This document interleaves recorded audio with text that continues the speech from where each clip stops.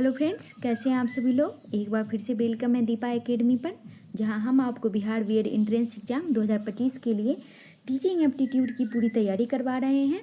आज हम फिर से इस क्लास में एमसीक्यू पर चर्चा करेंगे और टोटल 25 क्वेश्चन सॉल्व करेंगे, जिससे हमें हमारी एग्ज़ाम की तैयारी का पता चलेगा। तो वीडियो को पूरा देखें और अगर आप पहली बार आए हैं तो चैनल को सब्सक्राइब ज़रूर करें, ताकि आगे की क्लास आप मिस ना करें।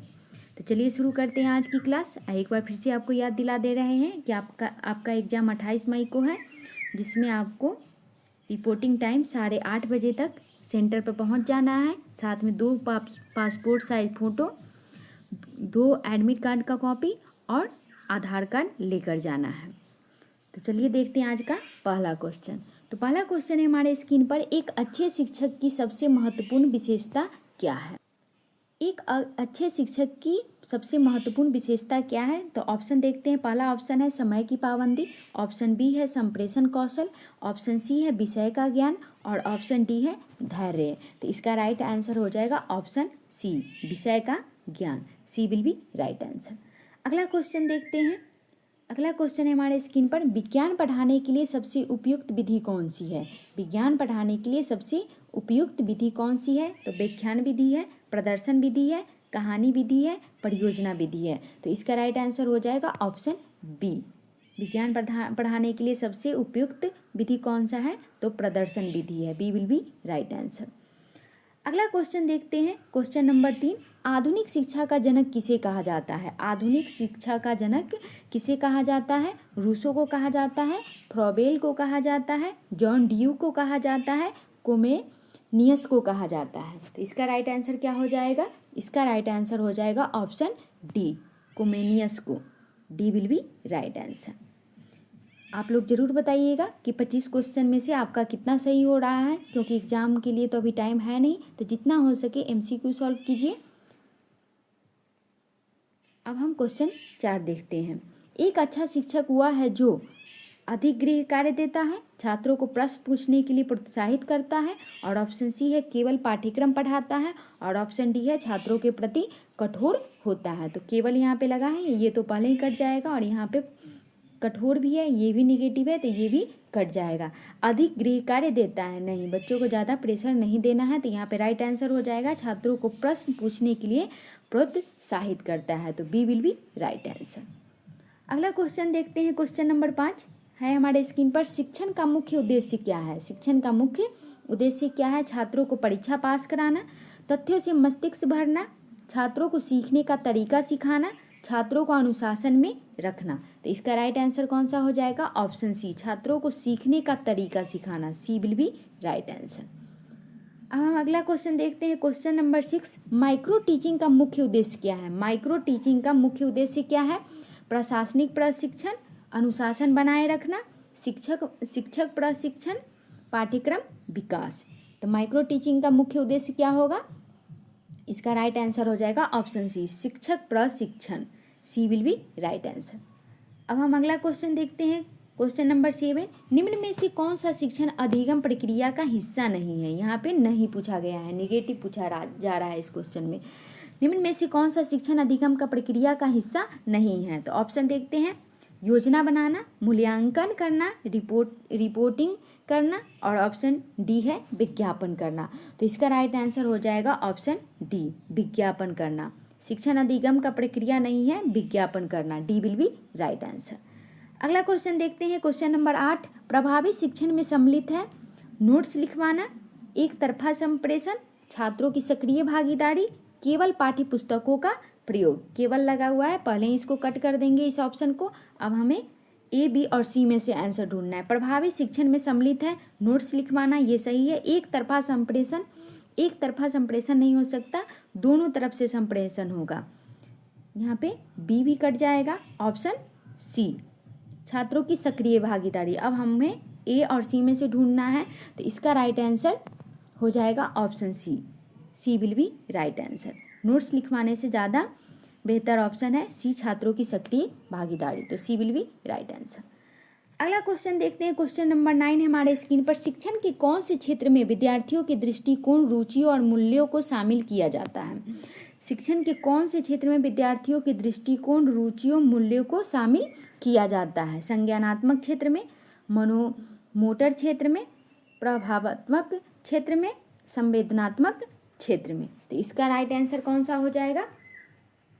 इसका राइट आंसर हो जाएगा ऑप्शन सी, प्रभावात्मक क्षेत्र में। सी विल बी राइट आंसर। अगला क्वेश्चन देखते हैं, क्वेश्चन नंबर 10, बाल केंद्रित शिक्षा का उद्देश्य क्या है? बाल केंद्रित शिक्षा का उद्देश्य है शिक्षक को केंद्र में रखना, पाठ्यक्रम पर ध्यान देना, छात्रों की रुचि और क्षमताओं पर ध्यान देना, अनुशासन को प्राथमिकता देना। तो इसका राइट आंसर हो जाएगा, बाल केंद्रित पूछा गया है तो बाल छात्र की रुचि और क्षमताओं पर ध्यान देना। सी विल बी राइट आंसर। अगला क्वेश्चन देखते हैं, शिक्षा का अर्थ है जानकारी देना, व्यवहार में परिवर्तन लाना, परीक्षा कराना, डिग्री प्रदान करना। तो शिक्षा का मतलब क्या होता है? Behaviour changing. तो इसका राइट आंसर हो जाएगा व्यवहार में परिवर्तन लाना। B will be right answer. अगला क्वेश्चन देखते हैं, एक शिक्षक को छात्रों के प्रश्नों का उत्तर देना चाहिए। कैसे देना चाहिए? बाद में देना चाहिए, जब समय मिले तब दे देना चाहिए, सी तुरंत और उचित तरीके से, और ऑप्शन डी है उन्हें अनदेखा कर देना चाहिए। तो इसका राइट आंसर कौन सा हो जाएगा? ऑप्शन सी हो जाएगा, तुरंत और उचित तरीके से देना चाहिए। सी विल बी राइट आंसर। बाद में नहीं, जब समय मिले तब भी नहीं, और उन्हें अनदेखा तो बिल्कुल भी नहीं करना है। तो सी विल बी राइट आंसर। अगला क्वेश्चन देखते हैं, क्वेश्चन नंबर 13 हमारे स्क्रीन पर, ज्ञान का निर्माण विद्यार्थी स्वयं करता है, यह सिद्धांत किस शिक्षण पद्धति से संबंधित है? ज्ञान का निर्माण विद्यार्थी स्वयं करता है, यह सिद्धांत किस शिक्षण पद्धति से संबंधित है? तो ऑप्शन देखते हैं, व्यवहारवाद से, ऑप्शन बी है रटंत्र प्रणाली से, और ऑप्शन सी है रचनावाद से, और ऑप्शन डी है शास्त्रार्थ प्रणाली से। तो इसका राइट आंसर हो जाएगा ऑप्शन सी, रचनात्मक से। सी विल बी राइट आंसर। अगला क्वेश्चन देखते हैं, क्वेश्चन नंबर 14, प्रश्नोत्तर विधि का उद्देश्य है छात्रों को डांटना, पाठ जल्दी समाप्त करना, छात्रों में जिज्ञासा और सोच विकसित करना, समय बचाना। तो इसका राइट आंसर हो जाएगा, प्रश्नोत्तर विधि का उद्देश्य कौन सा होगा? ऑप्शन सी, ऑप्शन सी, छात्रों में जिज्ञासा और सोच विकसित करना। C will be right answer. C will be right answer. अगला क्वेश्चन देखते हैं, क्वेश्चन नंबर 15, एक कुशल शिक्षक की पहचान क्या है? एक कुशल शिक्षक की पहचान क्या है? तो वह केवल पढ़ाता है, वह कक्षा में अनुशासन बनाए रखता है, वह छात्रों की आवश्यकताओं को समझता है, वह कक्षा में कठोर होता है। तो यहाँ पे राइट आंसर कौन सा हो जाएगा? केवल लगा हुआ है तो ये कट जाएगा। वह कक्षा में अनुशासन बनाए रखता है, वह छात्रों की आवश्यकताओं को समझता है, वह कक्षा में कठोर होता है। तो ये भी कट जाएगा। अब हमें बी और सी में से आंसर ढूंढना है। तो इसका राइट आंसर हो जाएगा ऑप्शन सी, वह कक्षा में अनुशासन बनाए रखता है, वह छात्रों की आवश्यकताओं को समझता है। बी से बेहतर होगा सी। C will be right answer. ऐसे ही क्वेश्चन आपको एग्जाम में पूछा जाएगा जिसमें से आप कंफ्यूज होते रहेंगे कि ऑप्शन बी या और सी दें। तो इसी दोनों में से क्वेश्चन के हिसाब से आपको आंसर ढूंढना पड़ेगा। तो इसका राइट आंसर हो जाएगा option C. C will be right answer. अगला क्वेश्चन देखते हैं, समूह चर्चा का मुख्य लाभ क्या है?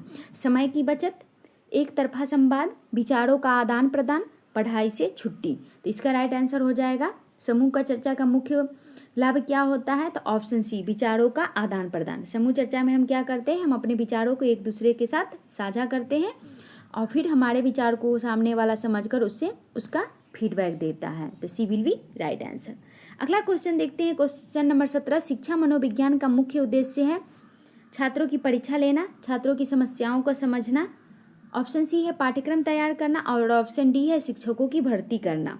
तो इसका राइट आंसर हो जाएगा ऑप्शन बी, छात्रों की समस्या को समझना। B will be right answer. अगला क्वेश्चन देखते हैं, क्वेश्चन नंबर 18, समावेशी शिक्षा का तात्पर्य है केवल विशेष छात्रों को पढ़ाना, ऑप्शन बी है सामान्य और विशेष दोनों प्रकार के छात्रों को एक साथ पढ़ाना, और ऑप्शन सी है विशेष विद्यालय में पढ़ाना, और ऑप्शन सी है ऑनलाइन शिक्षा देना। तो इसका राइट आंसर कौन सा हो जाएगा? केवल लगा हुआ है तो इसको पहले ही कट कर दे रहे हैं। और ऑप्शन सी देखते हैं, विशेष विद्यालय में पढ़ाना ऐसा कुछ नहीं है, ऑनलाइन शिक्षा देना ये भी नहीं है, ऑनलाइन और ऑफलाइन कैसे भी पढ़ा सकते हैं। तो इसका राइट आंसर हो जाएगा सामान्य और विशेष दोनों प्रकार के छात्रों को एक साथ पढ़ाना। समावेशी का मतलब क्या होता है, सबको एक साथ पढ़ाना। B will be right answer. अगला क्वेश्चन देखते हैं, शिक्षक का प्रमुख कार्य क्या है। शिक्षक का प्रमुख कार्य क्या है, कक्षा की निगरानी करना, पाठ्य पुस्तक पढ़ाना, छात्रों को प्रेरित करना और गृह कार्य देना। तो इसका राइट आंसर हो जाएगा ऑप्शन सी, छात्रों को मोटिवेट करना। C will be right answer. अगला क्वेश्चन देखते हैं, क्वेश्चन नंबर 20, प्रेरणा का सबसे बड़ा स्रोत कौन सा है। पुरस्कार देना, सजा देना, आंतरिक इच्छा, प्रतियोगिता।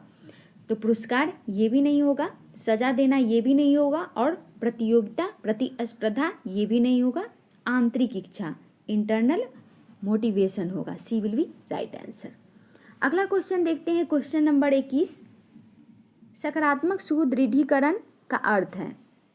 सकारात्मक सुदृढ़ीकरण का अर्थ क्या है, दंड देना, नज़रअंदाज करना, प्रशंसा करना या इनाम देना, गलती निकालना। तो इसका राइट आंसर कौन सा हो जाएगा, दंड देना ये तो निगेटिव हो गया, नज़रअंदाज करना ये भी निगेटिव हो गया और गलती निकालना तो ये भी निगेटिव हो गया। तो इसका राइट आंसर हो जाएगा ऑप्शन सी, प्रशंसा करना या इनाम देना। सी विल बी राइट आंसर। अगला क्वेश्चन देखते हैं, क्वेश्चन नंबर 22, शिक्षण प्रक्रिया में फीडबैक का उद्देश्य क्या होता है। शिक्षण को रोकना, छात्रों की शिकायत लेना, सुधार करना और प्रदर्शन जानना, शिक्षकों को सजा देना। तो इसका राइट आंसर हो जाएगा शिक्षण को रोकना ये भी निगेटिव हो जाएगा, छात्रों की शिकायत लेना ये भी निगेटिव हो गया, शिक्षकों को सजा देना ये भी निगेटिव हो गया। तो इसका भी राइट आंसर हो जाएगा option C. C will be right answer. सुधार करना और प्रदर्शन को जानना। C will be right answer. अगला क्वेश्चन देखते हैं, क्वेश्चन नंबर 23, कक्षा में प्रभावी शिक्षण के लिए शिक्षक को चाहिए कि वह केवल पढ़ाए, तकनीकी साधनों का प्रयोग करे, छात्रों के साथ संवाद करे और ऑप्शन डी है केवल परीक्षा की तैयारी करे। तो जहाँ जहाँ पे केवल लगा हुआ है उस ऑप्शन को पहले ही कट कर देते हैं और ऑप्शन बी और सी को पढ़ते हैं, तकनीकी साधनों का प्रयोग करना, और सी है छात्रों के साथ संवाद करना। ये भी सही है, ये भी सही है, लेकिन बी से ज़्यादा सही बेहतर सी लग रहा है। तो सी विल बी राइट आंसर। अब हम अगला क्वेश्चन देखते हैं, क्वेश्चन नंबर 24, ये आज का हमारा सेकेंड लास्ट क्वेश्चन है। सीखने का सर्वोत्तम तरीका कौन सा है। सुनना है, देखना है, करके सीखना है और ऑप्शन डी है पढ़ना है। तो इसका राइट आंसर हो जाएगा option C, learning by doing. C will be right answer. आप लोग क्लास के अंत में ज़रूर बताइएगा कि 25 क्वेश्चन में से आपका कितना सही हुआ है और क्लास कैसा लगा ये भी कमेंट करके ज़रूर बताइएगा। तो सी विल बी राइट आंसर। अब हम आज का लास्ट क्वेश्चन देखते हैं, अगर छात्र पढ़ाई में रुचि नहीं ले रहे हो तो शिक्षक को क्या करना चाहिए। अगर छात्र पढ़ाई में रुचि नहीं ले रहे हो तो शिक्षक को क्या करना चाहिए, उन्हें डांटना चाहिए, उनकी समस्याओं को समझने का प्रयास करना चाहिए, उन्हें कक्षा से बाहर कर देना चाहिए, उपेक्षा करनी चाहिए। तो उन्हें डांटना चाहिए ये भी निगेटिव हो गया, उनकी समस्याओं को समझने का प्रयास करना चाहिए ये पॉजिटिव हो गया, उन्हें कक्षा से बाहर कर देना चाहिए ये भी निगेटिव हो गया, उपेक्षा करनी चाहिए ये भी निगेटिव हो गया। तो इसका राइट आंसर हो जाएगा option B, B will be right answer. उनकी समस्याओं को समझने का प्रयास करना चाहिए। तो ये आज का हमारा लास्ट क्वेश्चन था। क्लास कैसा लगा वो भी कमेंट में बताइएगा और आपका 25 क्वेश्चन में से कितना सही हुआ ये भी कमेंट में ज़रूर बताइएगा। तो वीडियो को अंत तक बने रहने के लिए थैंक यू। वीडियो को लाइक कीजिए, शेयर कीजिए और चैनल को सब्सक्राइब कीजिए। आज के लिए बस इतना ही, मिलते हैं नेक्स्ट क्लास में। जय हिंद।